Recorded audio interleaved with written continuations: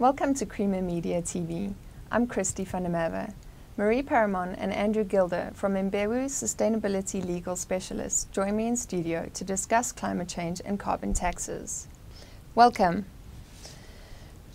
South Africa has associated itself to the Copenhagen Accord and said that if we get financial, technological and capacity building assistance, we will reduce our emissions by 34% below business as usual by 2020. Andrew, is this legally binding? The Copenhagen Accord is not a legal instrument. It's a political agreement that the country has associated itself with a view, I would say, to expressing the country's level of ambition with regard to greenhouse gas emissions. So the fact that there is a formal piece of correspondence from this country to the Secretariat of the Climate Change Convention with those numbers is really that. It's an expression of ambition. It's certainly not the country committing itself in any kind of legal way to achieve those emission reductions within those timeframes. Marie, what are the implications for policy development in South Africa following this?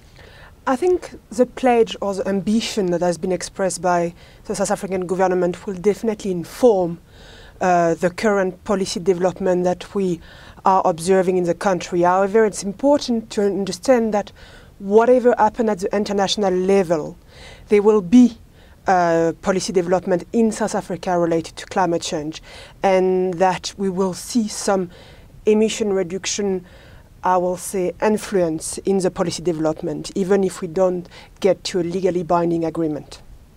So whether or not the rest of the world has agreed to this, it's something that the South African government has said it will follow.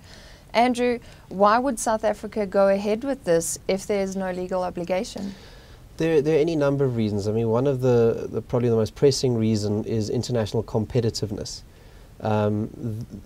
Internationally, one is observing introduction, for example, of trade barriers on import of goods from countries that have dirty baselines or high emissions. I mean, there are specific instances, for example, of products made in China with a particularly bad environmental or sustainability background that have not been permitted access to the EU.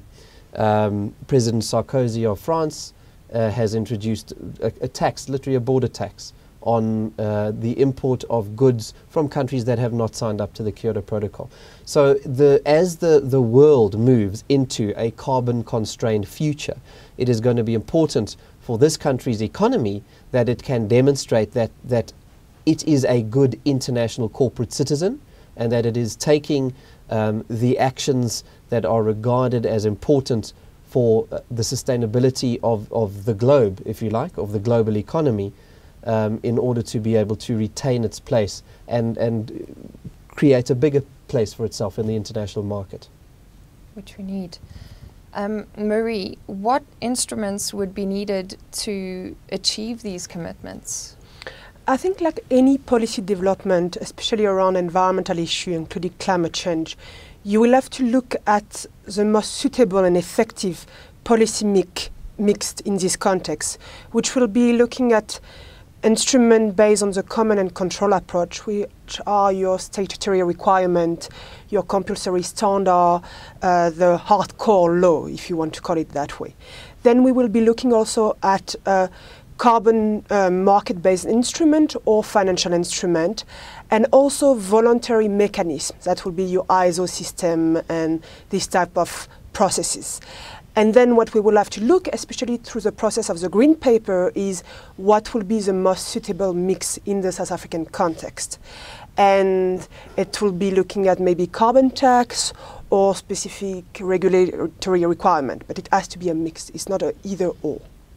Okay, so we'll need a little bit of everything. Let's bring it down to basics though. What is carbon tax? Does it come in many forms? Who would have to pay this carbon tax? Andrew? Well, ultimately we would have to pay. Look, we already have a carbon tax in South Africa. It's called the Renewable Energy Levy. It's 2 cents per kilowatt hour on energy generated from fossil fuel sources. And what is happening at the moment, it's collected a source from Eskom, and what that actually means is that it's been passed through to the consumer. It came into operation in July last year. So that's the first de facto carbon tax in South Africa. The next one that we will see, we saw in Minister Gordon's budget, is the tax on new vehicle purchases from September this year.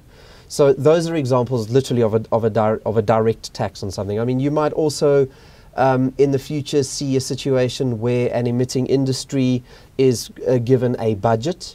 For example, a piece of law says, you, Mr. Power Station, can't emit over 10,000 tons of carbon dioxide equivalent a year, and if you do, we're going to tax you per ton over that. However, that scenario that I've just described also allows in the idea of emissions trading. We see in Europe, it's been operational for a number of years now, a cap and trade scheme. And what happens in that instance is it goes as follows. Mr. Power Station, you are not allowed to emit more than 10,000 tons of carbon dioxide equivalent per year. And if you go over that budget, then we allow you to go to the market and buy carbon offsets or carbon credits, as we generally call them. And so effectively what they're doing is they're buying the representation of 1 ton of carbon dioxide equivalent mitigated in some other part of the world, and they're saying we're going to offset this against our budget. So just to pick up on what Marie said, what we are likely to see in future policy development in the country is a mix of instruments that encourage greenhouse gas emission reduction, and then in future years, possibly not as imminent, ideas around adaptation. So how do we need to adapt this economy to take account of the fact that the world is moving into carbon-constrained future? So we have already seen some financial instruments in South Africa. Marie, what are we seeing in the policy space from the Department of Environmental Affairs? The latest statement from the department indicate that we should see a green paper out by June 2010 for public comment. So that will be the first clear enunciation by government about the different policy options. And the aim is to have a white paper by the end of this year. So that's where we will get much more clarification on the different policy instruments that government is considering in terms of climate change from an adaptation and mitigation perspective. Thank you for joining me. That was Marie Parramon and Andrew Gilder of Imbewu Legal Sustainability Specialists on climate change and carbon taxes.